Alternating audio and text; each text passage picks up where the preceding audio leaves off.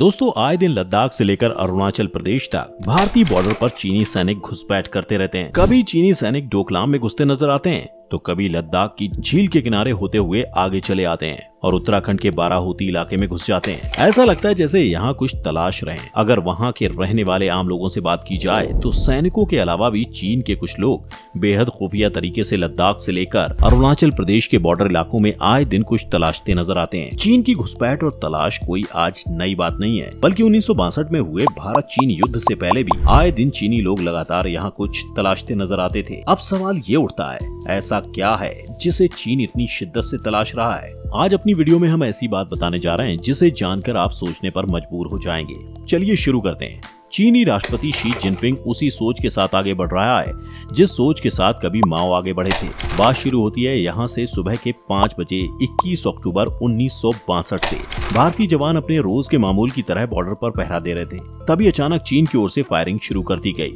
चीन ने अचानक लद्दाख और नेफा के 2 इलाकों पर हमला बोल दिया। उस वक्त भारतीय सेना किसी भी अचानक हुए हमले को झेलने के लिए तैयार नहीं थी और भारतीय सेना हर मोड़ पर पीछे हटती चली गई और भारत को भारी नुकसान भी उठाना पड़ा। करीब 1 महीना युद्ध को चलते हुए हो चुका था कि अचानक एक दिन चीन की तरफ से युद्ध बंदी का ऐलान हो गया, जबकि चीनी सेना अरुणाचल प्रदेश में बहुत आगे निकल चुकी थी और असम को कब्जे में लेने वाली थी। 22 अक्टूबर को जब चीन ने युद्ध बंदी का ऐलान किया, इस पर सभी हैरान रह गए कि इतना आगे बढ़ने के बाद चीन ने अचानक युद्ध बंदी का ऐलान क्यों कर दिया, जबकि युद्ध बंद करने की जानकारी हमारे विदेश मंत्रालय, खुफिया एजेंसी और पीएम पंडित जवाहरलाल नेहरू को भी नहीं थी। इतना ही नहीं, चीन ने अरुणाचल प्रदेश का एरिया अपने कब्जे में ले लिया था, वो भी खाली करके वापस लौट गया और लद्दाख में भी अपने कब्जे में लिए हिस्से को खाली करके वापस लौट गया। अभी यहीं से चीन पर सवालिया निशान लग जाता है कि अगर चीन ने हमारे देश को नीचा दिखाने या कमजोर साबित करने के लिए या फिर हमारे देश के प्रधानमंत्री पंडित नेहरू की नीतियों से नाराज होकर हमला किया भी था तो वापस क्यों लौट गया? जी हाँ दोस्तों, इसका जवाब है शांग्रीला घाटी, जिसकी तलाश में चीन दशकों से लगा है। अब आप सोच रहे होंगे कि शांग्रीला घाटी में ऐसा क्या है जिसकी चीन को इतनी चाहत है कि इसे हासिल करने के लिए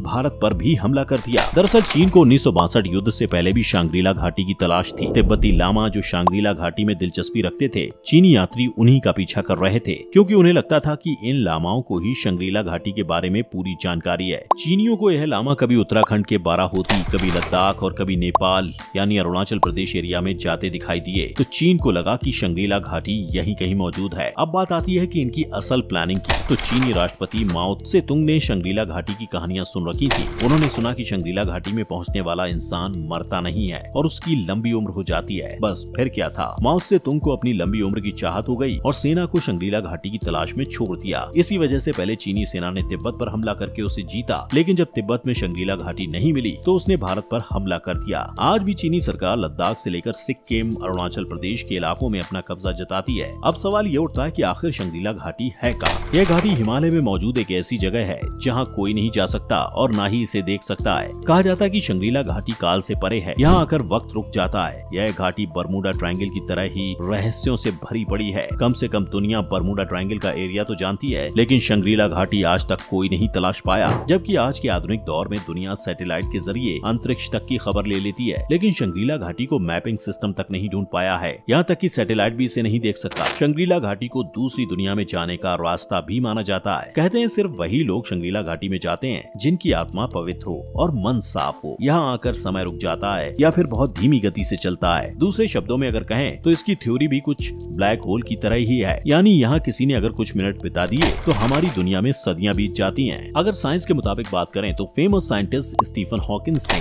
11 मेन डायमेंशन बताए हैं और वेदों में 64 मुख्य आयामों को बताया गया और हम तीसरे आयाम में रहते हैं। शांग्रीला घाटी चौथे आयाम की जगह है। यह आध्यात्मिक लोगों की दुनिया है। यहाँ रहने वाला हर कोई अमर है और उनका भाग्य पहले से ही तय होता है। तिब्बती लोग शांग्रीला घाटी को संभाला नाम से पुकारते हैं। इसे सिद्धाश्रम या जंग मठ के नाम से भी जाना जाता है। कहते हैं शांग्रीला घाटी हिमालय में तिब्बत और अरुणाचल के बीच कहीं मौजूद है। माना जाता है कि महाभारत युद्ध के बाद पांडव यहीं चले गए थे। कहते हैं कि महात्मा बुद्ध को भी शांग्रीला घाटी का ज्ञान हो गया था इसीलिए बहुत लोग इससे संभाला कहने लगे। बौद्ध धर्म की मान्यता है कि आने वाले टाइम में जब दुनिया अपने कर्मों के कारण तबाही की कगार पर खड़ी होगी, तब शंग्रीला घाटी से ही कोई सिद्ध पुरुष आकर दुनिया को बचाएगा। सिद्धाश्रम या गंज मठ में सिर्फ वही जाता है जिसे वहाँ रहने वाले लोग बुलाते हैं। हिंदू मान्यता के मुताबिक जिन्हें अमर रहने का वरदान मिला हो वो लोग शंग्रीला घाटी में ही रहते हैं। माना जाता है कि शंग्रीला घाटी में रहने वाले 7 लोग हैं: अश्वत्थामा, राजा बलि, वेदव्यास, हनुमान, विभीषण, दीपाचार्य और परशुराम। आइए हम देखते हैं कि शंग्रीला घाटी के बारे में विज्ञान की क्या राय है। विज्ञान का मानना है कि अगर हमारे शरीर में लगातार नए सेल्स बनते रहते हैं तो मानव शरीर 1000 साल तक जी सकता है। जंग मठे या शंग्रीला घाटी में रहने वाले लोग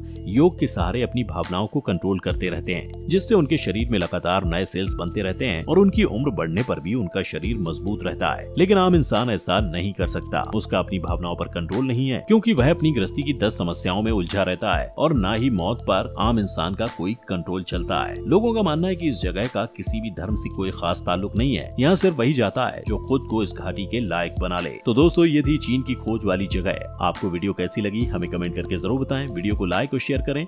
अगर चैनल पर नए हैं तो सब्सक्राइब जरूर करें।